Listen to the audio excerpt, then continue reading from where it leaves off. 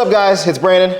Zach here at Rustic Lumber Store. We are going to be introducing the first episode here of this mini podcast for Workbench Con. We're going to be doing a couple episodes that are before the con, and we're going to do some episodes that are after the con.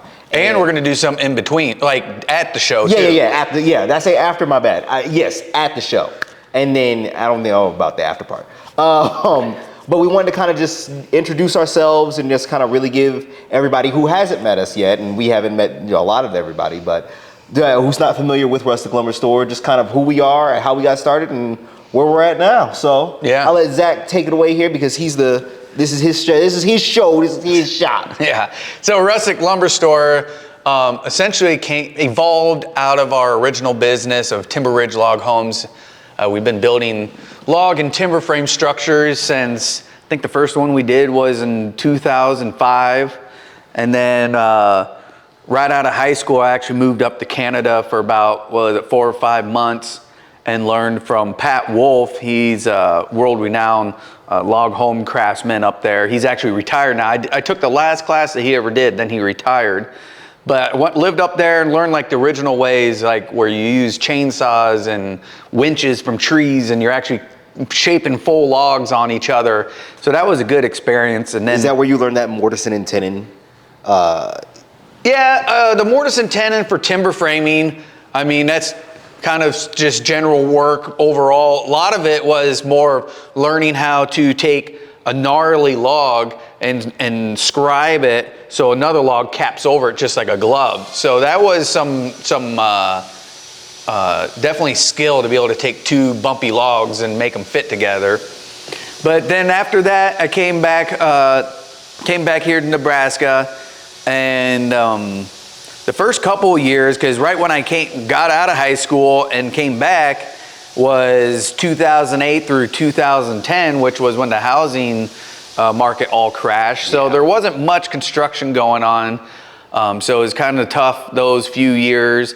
So I actually worked for a few other companies doing, construction framing.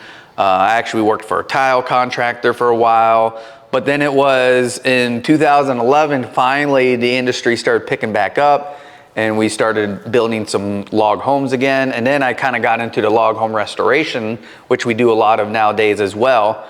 And then I think it was 2012 or so, we bought a sawmill, a Timber King sawmill, and started cutting up some local red cedar that was being, used to just get dozed up. It was a sand pit on the Platte River. And we found out, so for a couple of years, we're harvesting cedar there.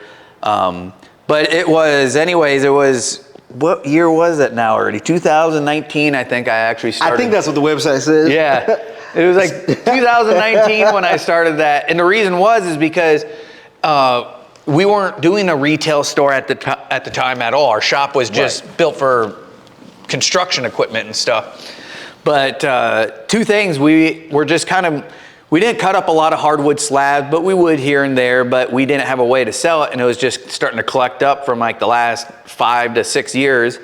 And then our shop, we weren't utilizing space very good, so I knew I needed to, 1, get this inventory sold, and 2, use our square footage in our shop better, because we have to pay for it. So that's when I started Rustic Lumber Store. But my means of starting it was because in 2019, the biggest problem in this type of industry is no one was utilizing the internet like they should. So there would be, across the country, tons of small sawmills, but the way they would market their products is they maybe would have a website, but they wouldn't have inventory on there, so no one knew exactly what you were gonna get, or even if they would have what they needed. And typically it would be all rough cut. They wouldn't have it plain. They wouldn't have it inventory, no pictures. So a lot of times people would just find some guy off of Facebook Marketplace that just has a picture of slabs and saying, wood for sale. Send me a message to see what price I want to say today it costs, And send me a message, see what price it is today. Yeah, because no one would have like definitive prices, and yeah. And then people would drive out to someone's barn and they would be like, there's a pile of wood over there. And you're like, I guess I'll unstack to see if it's going to be what I want. Yeah. And then if you get lucky to even find what you want, it's going to be rough cut because pretty much hardly ever would anyone surface or have the wood actually ready to use. So that's kind of our big staple point. So when I started Rustic Lumber Store, essentially I just, created another name and Rustic Lumber Store, built a website, which the first website was super primitive. I mean, it was just a simple GoDaddy page. Right. It wasn't actually set up as a commerce page, but it was better than nothing. I had pictures on there because originally we only would, have a couple dozen slabs at a time, so it wasn't a big deal. But it just evolved from there. We've got more equipment that's specific to the retail side. Completely, I mean, the website's expanded substantially from what it's. Yeah, I'm gonna say when I started here, we were in the process, getting into Shopify. We were just getting into Shopify. We were starting to figure out, like, all right, how do we want to switch this up? Because the website we had previously it didn't work. It wasn't as functional. So we went and got a new template. I think is what Shopify has, and we just been trying to figure that out. Listen, I've built websites. I've usually through Wix. I've done it the old school way. Know how to do it through WordPress. Shopify is the most difficult thing when it comes to some of these templates to get set up, but the work that you've done for it to get it all set up and make it completely organized is, you're on it on a regular basis. You're like, all right, I upgraded this. I made sure this works now. We have this chat feature. We have everything that can be set up to make it as e-commerce friendly and everybody can find what they need, which it's so funny because this was the first industry that I'm not with the woodworking industry, right? I came from health and fitness and things like that, got into media production and social media management. So when I started working here and working with you guys, this was my first experience of like how this works. Not really. And I remember you telling me like this is not how other stuff works or other industries or other people, but I didn't understand that until I've seen it. And then I just see that it's just stacks of wood and you just go in there and pick something out of the stack. Yeah. And I'm like, and so of course now when I see it from my perspective, I go, is it dry? Yeah. It looks like it's still wet. Yeah. And then of course that's what happens with everybody who comes in. They're like, wow, this is so much more different. Everywhere we go, it's just like some of it's still wet. We still have to have it dried, or we don't even know what they have. We don't even know what they have. I don't even know what type of wood this is. Yeah. Like we have to go find someone every 5 seconds. So the shopping experience, I know from in person to the website, is transformed from the time that I started to now, and we get people who just say, like, it was so funny when I got to see it on our end. We had somebody who start to finish never even called the shop, because a lot of people, they used to call the shop and ask us before they order stuff online. Somebody start to finish bought a slab outdoor, never called the shop once. Yeah. I said, hell, baby, we in business now. Oh, I mean, the reality is the majority of people nowadays, everyone's wanting an online shopping experience with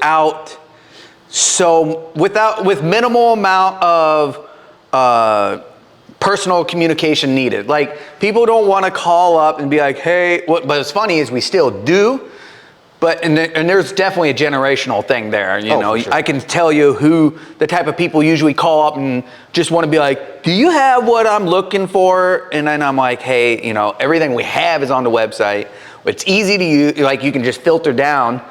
But as time goes on and essentially more of our generation gets older and older, that's how I want to shop. If I go onto the internet and I'm looking for something, whether it's a tool or equipment or whatever, and if I go onto a website and it says message us for a quote, I'm like, I'm out. Like, I'm not doing that. If you make me message you for a quote, chances are I don't want to talk to you no more. Yeah, because then it's a rigmarole. I just tell me your price on the website I want to check out. I mean, if your reviews are good, then I'm gonna take the word for it. I don't want to go through the work of message you for a quote, wait for you to get back to me, or have to have you call me. I just want to be like, oh my gosh. Yeah. That's exactly right. And then the big, like you said, I decided to use Shopify, which it's the biggest e-commerce platform pretty much, and it is daunting at first because, like, especially on like your end when you're used to traditional, because Shopify is not a traditional website system. I can code. Yeah, I know how to code, and the drag and drop process isn't like Wix. Like our Timber Ridge page, if anybody watches, go to TR Log Homes. That's all built through Wix, right? Real simple, easy drag and drop. now, mind you, I can code it if I needed to. I just don't have to. So if I don't have to code something, I don't want to code it. But being able to just drag and drop it is so much easier. But I was like, yo, Zach is dedicated to making sure that this website is as functional and easy to use for everybody as possible. Yeah. Because I would have given up by now.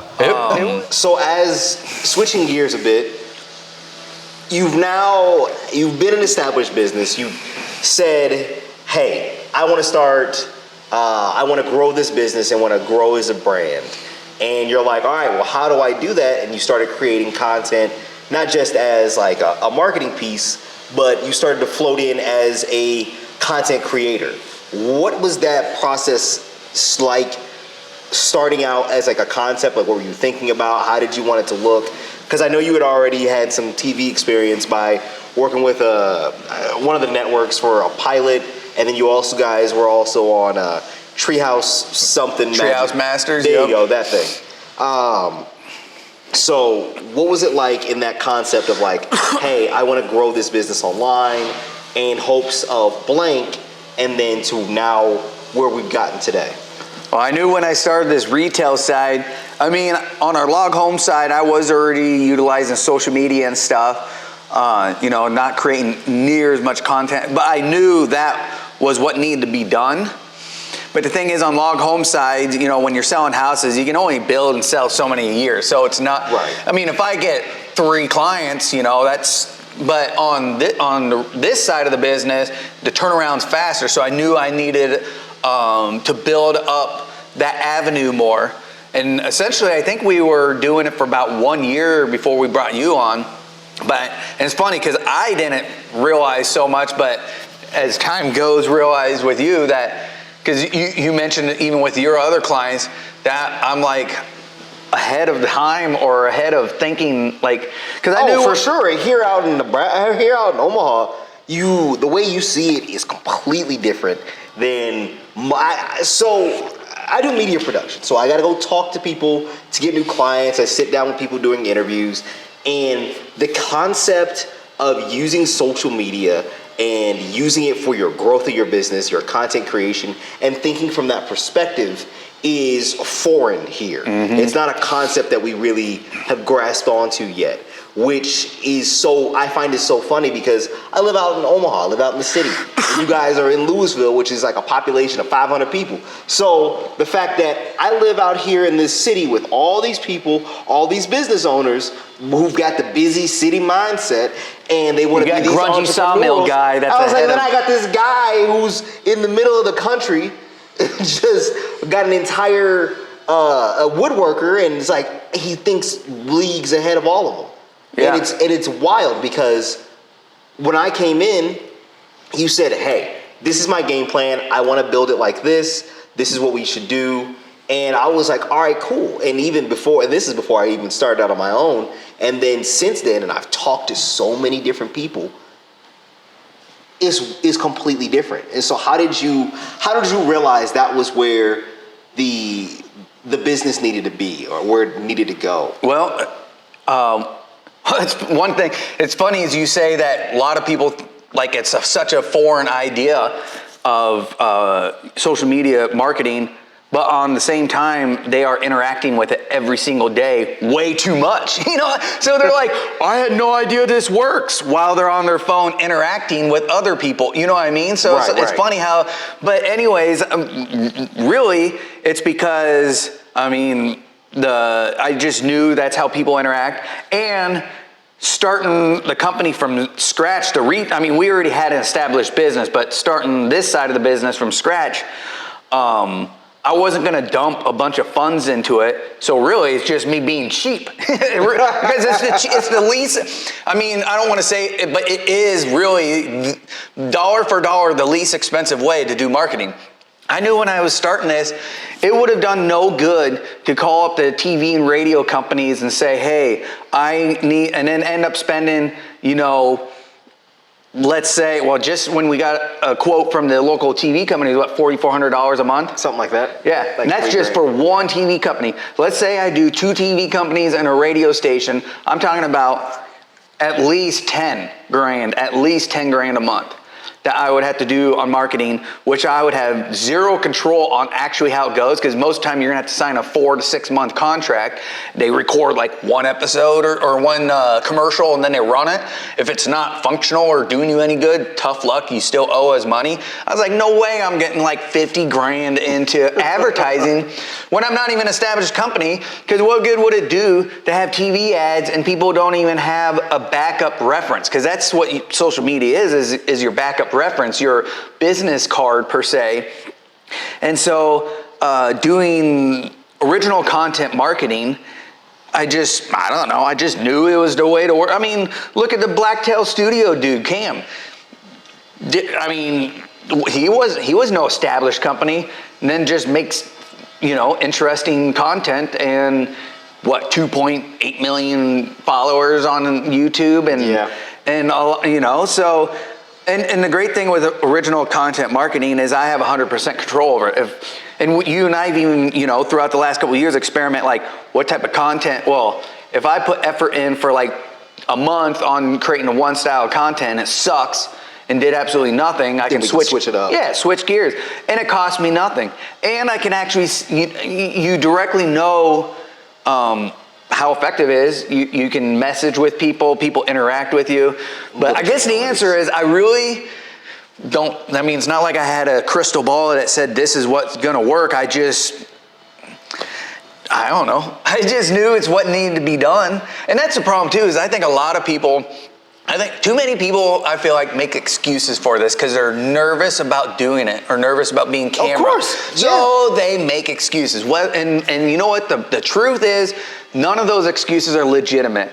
I'm not good on camera. As somebody, I get that. I get that concept because, surprise, once upon a time, like, I was not out here.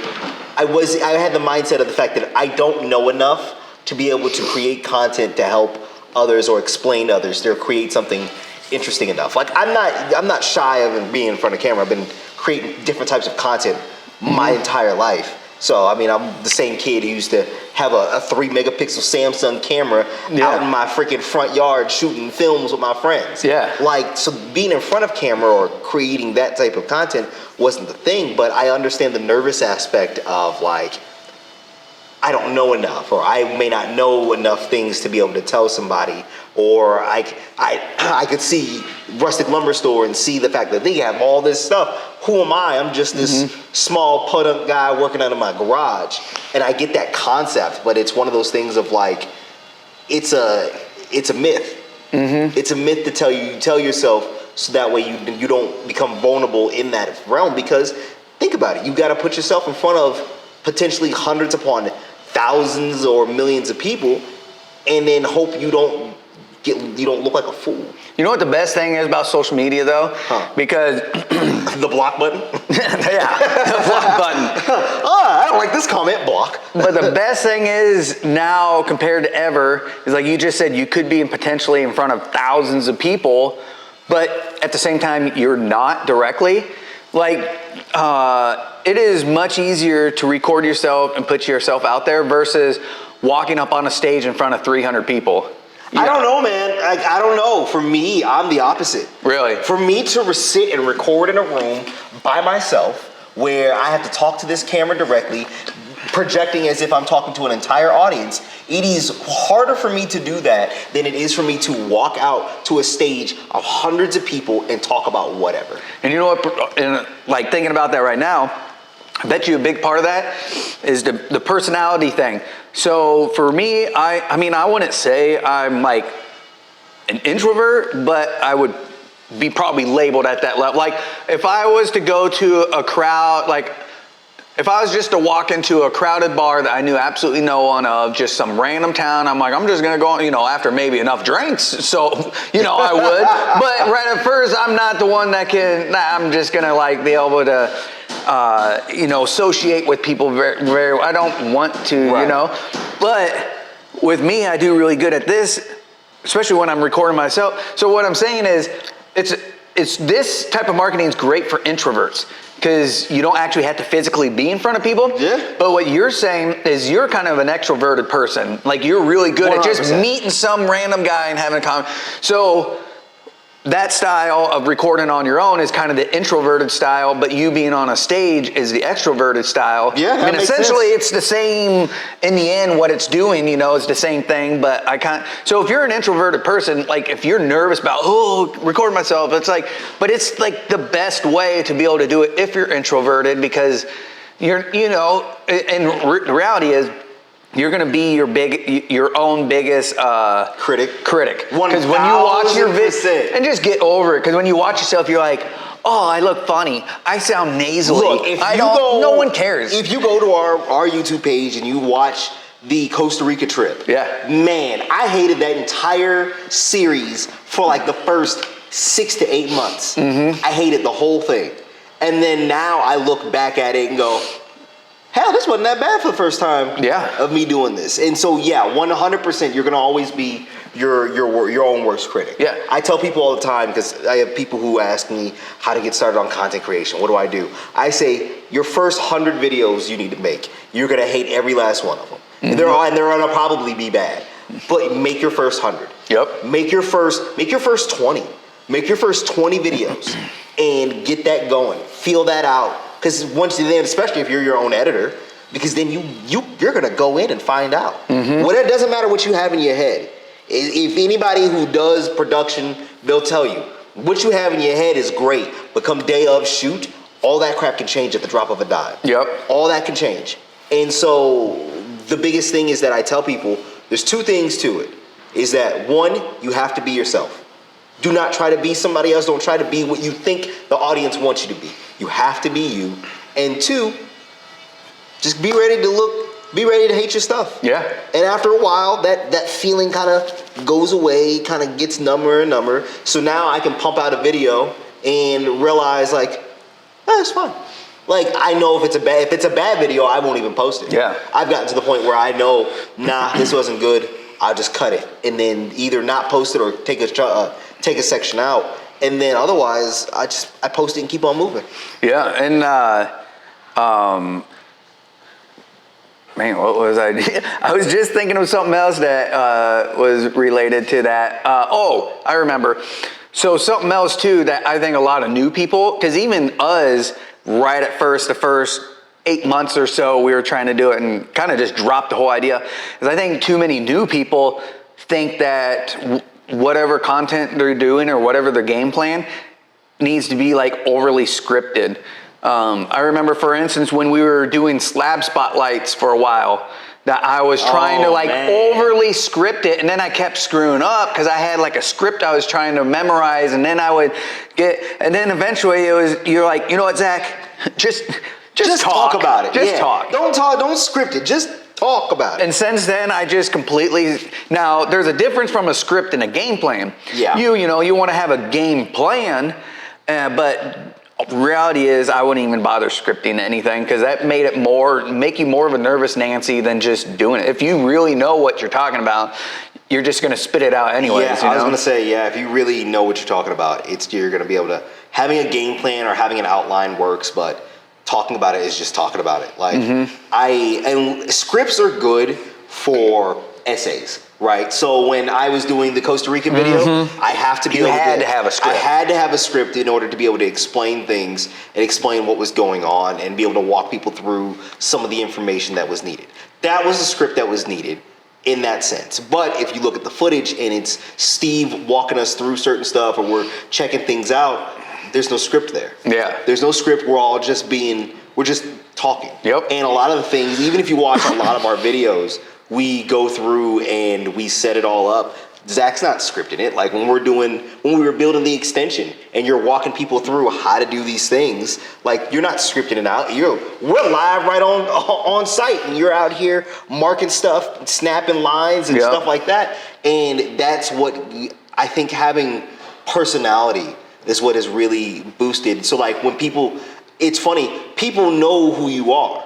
When they see, they're like, oh, that's Zach from Rustic Lumber Store. Like they see you in the street, like they know who we are. I've been in places where they've met and said, they stopped and said like, oh, you're Brandon with Rustic Lumber Store. I'm like, who are you? Yeah, How do you know who I am? What are you? They're like, I watch your stuff. And same thing, we went to a home show and had the same setup. And so I think having that personality and showing that personality where it's not the fact that you're being fake, you're not putting on a character, you're just being you. And when, especially as an introvert, as you are, it's like I have control over what I'm putting out. So it's not somebody else who can take it and manipulate it and run with it. Like, it's me. If I don't like it, I don't like it, and I pitch it and throw it. But other than that, like, it's the easiest way for me to be able to create it, and you can do it by yourself. So what would you say with other clients that you've been working with in the last, throughout this last year or so? I guess I'm not really certain the question exactly. I mean, I guess what would, I don't know, per se, your advice, or I guess what would you say seems like often is the trend with many, like, do a lot of the people get all pumped right at first and then lose their steam real quick, or do you got to keep like kicking them to be like, let's get, or I mean, so because this is what you and I talk about is in reality, because the few of your other clients that I know of, well, a couple of them are like the Omaha Fire Department, that's like an organization that's big, but smaller businesses, I think a lot of people are, like often if they hire you, they think, oh, that's that. Like they're not self-motivated to do on their own type stuff. I have worked with those clients. Luckily now my client list, I have a small, tighter client list that is, everybody has the same mindset. Everybody understands the same concept. Everybody has the same, like, this is my thing. We're collaborating to make sure, because it's their business. Mm-hmm. They realize that this is the marketing of their business. And so they're going the organic route. So they understand that logic. But I have definitely worked with people who their involvement is like, they're thinking like back in the day when you make a TV commercial and they're like, well, that's that. Now we just run it. They don't understand the concept behind it. And this is a big thing, especially for the fact that, and this goes for content creators. And I know everybody at Workbench, and I know you guys are really ones that are going to understand it in that aspect where it's like content creation is your job, but it's also an aspect of your job. So the thing that you're doing is, example being, you make tables.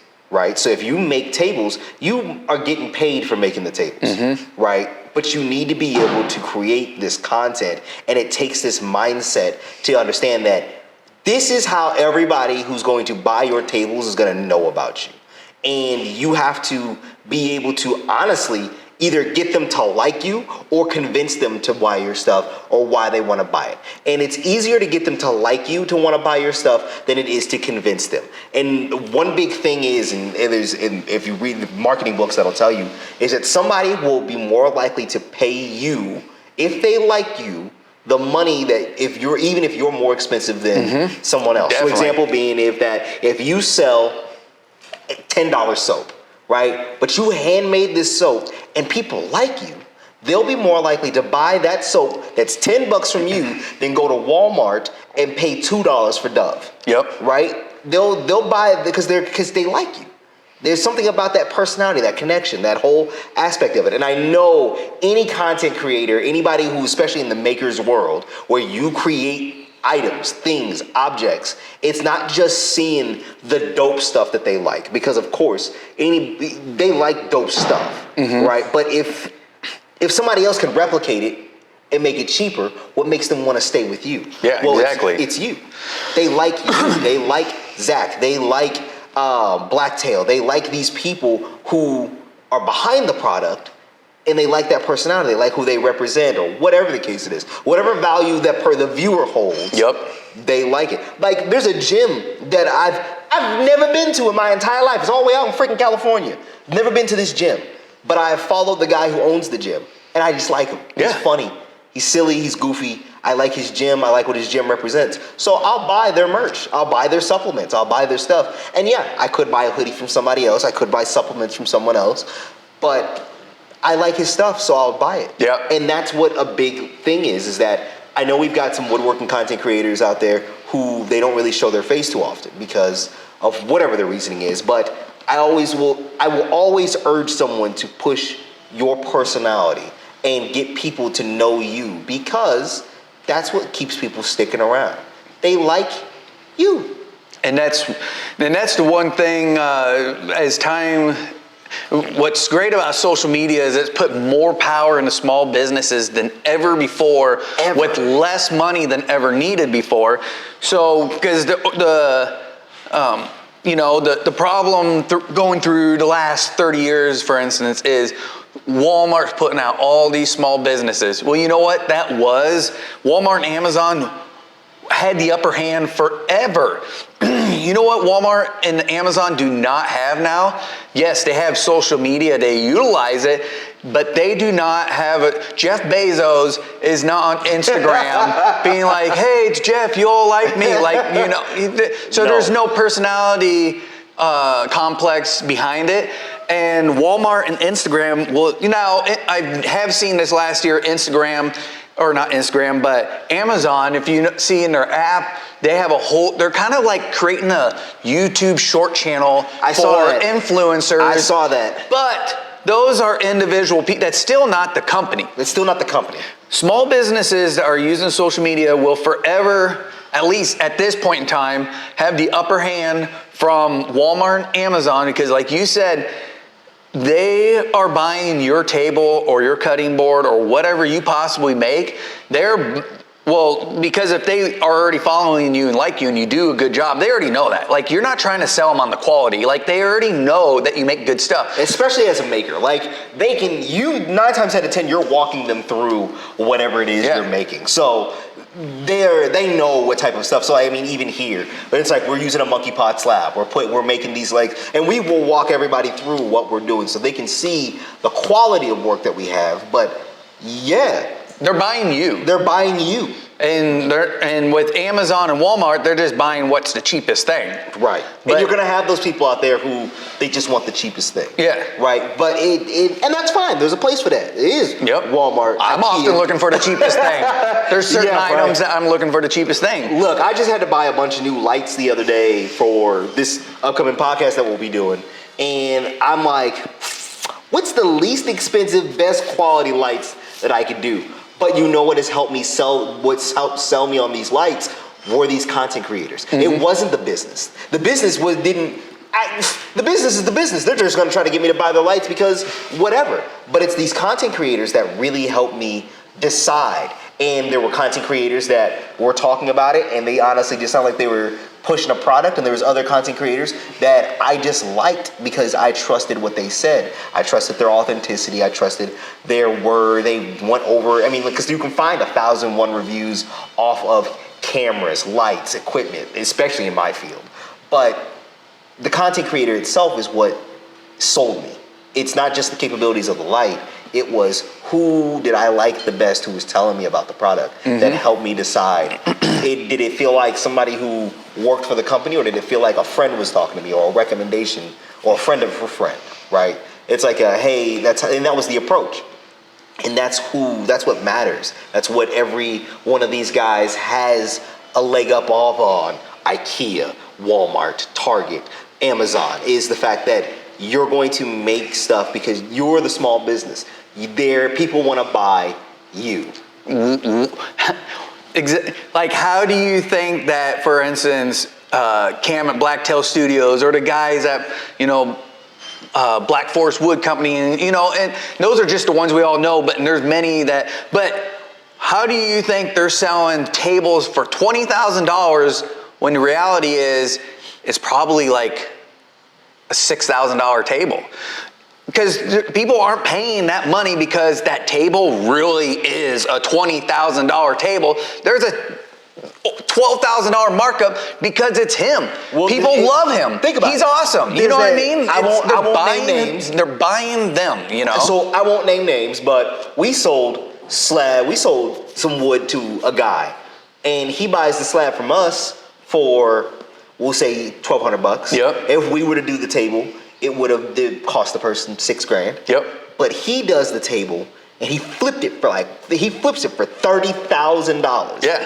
And we're like, what? It's because of him. It's because of the people he knows. It's And the clientele he's targeting. Because our clientele he's targeting, the connections he has. Yep. They're not buying that table because it's actually a $30,000 table. They're buying because he's the one that made that table. It's him who they trust. It's him who's worked on it. And so, yeah, he was able to do that. I'm like, that's the most, and that was something I learned from this field, from working with everybody, is realizing how much more value you as the owner, you as the face, you as your personality of your own business is there. And if you are passionate about what you're selling or about what you're doing, it's not, you can sell it to anybody. That's not becomes the thing. It's what what content creation does is that it allows you to connect with an audience that genuinely cares about you, what you're doing, and so on. I bet you if you look at your favorite YouTuber and if they just disappeared tomorrow, I bet you would wonder, hey, I wonder where they are. Yeah. And of course, when they come back, you're like, it's great to see you. I'm glad to have you back. Because in some part of way, they feel like this comes into that parasocial relationship you have with somebody, but they feel like a friend, right? They feel like somebody who you can trust, a reliable source, even though you've never met them. And I think that is a really big thing that we're gonna see more and more of as there are these small businesses and these content creators begin to really, because the creator community is really just getting started. Yeah. The monetization of YouTube was, I think it started in 2010? I think you really weren't, because YouTube was 2005. I don't think you really start making money off YouTube till 2009, 2010. So this is an industry, and that's not including Instagram and so on, and TikTok and so on.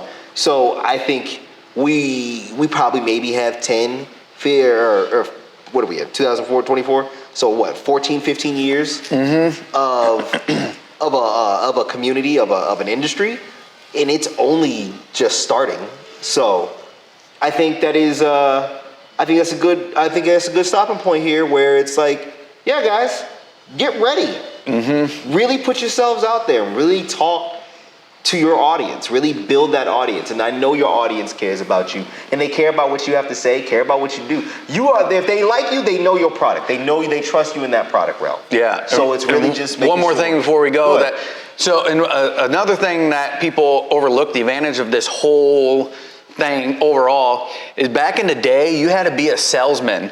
For instance, if you had a brick and mortar store, someone walks in, you would have to be a salesman and sell them why. Well, you know what's great nowadays? That is already done. When someone walks into your store, because if they found you and know you from original content marketing, from social media or whatever, once they walked in your store, that whole sales, they're there already because they are sold. So imagine as a small business, if that whole, because that's easily a bulk of just being the business, is being a salesman to sell. If people just walk in and they're already like, I like you, I know you. That's already done and over with, you don't have to. That's a really good way to look at that from that vantage point. Content marketing is the fact that a bulk of your selling is already done for you by building this content library where people can refer back to it. And so when they watch it, or they have been watching it, or they consume it, and they build this type of trust with you from just watching your content. I think a guy said that the only way to duplicate myself, he said, I can't clone myself. Cloning we've not gotten to that far yet. So the only way possible for me to duplicate myself in multiple ways is through content marketing. And so you can, while you're in the shop working, you have something out there already doing your selling. And it's not an ad, it's not some paid advertisement in some way. It's just you being you, doing your job, and it helps build that relationship and that trust with people. Yep. So when people come walk in and say, hey, we've been following you on social media, we've now made it where we want to be able to get a table from you, let's work together. Yep. And we've had that happen, and it's always one of the dopest things. Happens quite often. So, the majority of our business is from that. Yeah, for sure. No, I think got through some good points today. Hey, so we want to keep doing this every week. We only have 6 more weeks till Workbench Con. Yeah, something like that. And we want to keep doing an episode every week. And obviously, the 50% of the conversation is going to be about the marketing side, but also and they'll be shorter than this. Yeah, but want to talk about woodworking, just stuff in general. But if any of other people want to, and it's just going to be from here to Workbench Con, and then some at Workbench Con, but be sure to send us a message. We would do something remotely, just be Brandon and I, and then you from your location. But we really want to involve any other woodworker that wants to pop on here and make I guess we call them pop-up episodes for podcasts. Like mini podcast episodes. And you know what? And if you're local and you want to go ahead and chat,